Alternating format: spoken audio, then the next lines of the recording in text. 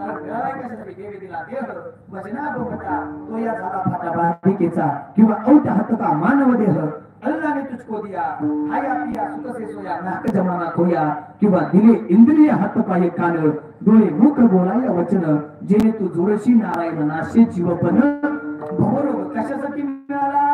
वचनासाठी मिळाला मग तुकोब आहे निरोध आहे जीवन जगत असताना आम्हाला आमच्या जन्माची सार्थकता करायची आम्ही नेमकं काय केलं काय सांगतो तो तुम्हाशी बाजारे विठ्ठला नाही तरी गेला ज्या भगवंतानं अनमोल किमतीचा नरजन्म तुम्हाला दिलाय ना त्या भगवंताचं काय करा भजन करा विचार मला तरी लोकांना नाही केलं भगवंता लागोनिया पाया विनवितो तुम्हाला करे कार्य बोला मोकीना बाबा तरी लोकांनी भजन नाही केलं भगवंता किती सांगू तरी नाही कधी भटकीचे पुढे शिंदळीचे बरं विचार मला तरी बी लोकांनी भजन केलं एवढं लोकांचं लय भारी असतं आपण येत आहेत ना सगळे जोपर्यंत खरंच भारी महाराज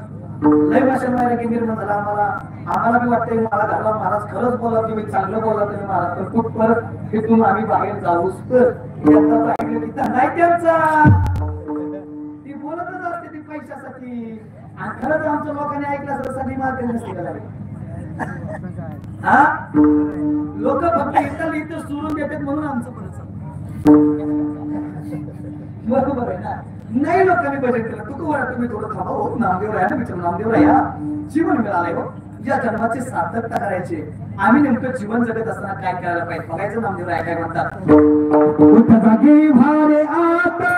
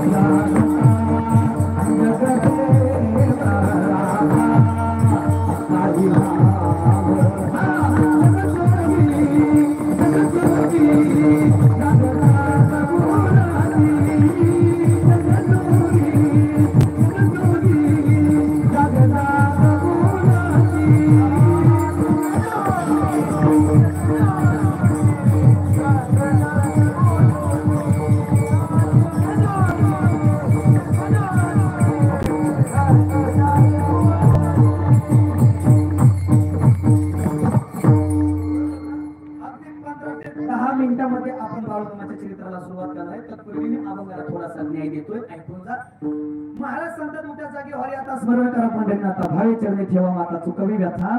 जन्माच्या या जन्म मरण्याच्या व्यथा चुकवायची असतील तर जेणे हा जीव दिला दान तयाचे करीन चिंतन जगत जीवन नारायण गायीन गुण तयाचे ज्या भगवंतानं अनमोल किमतीचा नरजन्म दिला त्याचं भजन करा बाबा तरी बी लोकांना भजन नाही केलं संतांनी सांगितलं आपण ऐकलं असं झालं नाही महाराज तुम्हाला विचारलं तुकोबाई तुम्हाला विचारलं नामदेव राया तुम्हाला विचारलं फक्त दोघाला विचारून चालणार नाही आपल्याकडे मन एक दोघात तिसरा पाहिजे मग आता तिसऱ्या संतांना विचारून नाव त्यांचं नाथ बाबा आहे नाथ बाबा जीवन मिळालाय या दोन्ही संतांचं म्हणणं आहे भजन करा तुमचं नेमकं काय म्हणणं आहे बघायचं का नाथ बाबा काय म्हणतात नरदेहा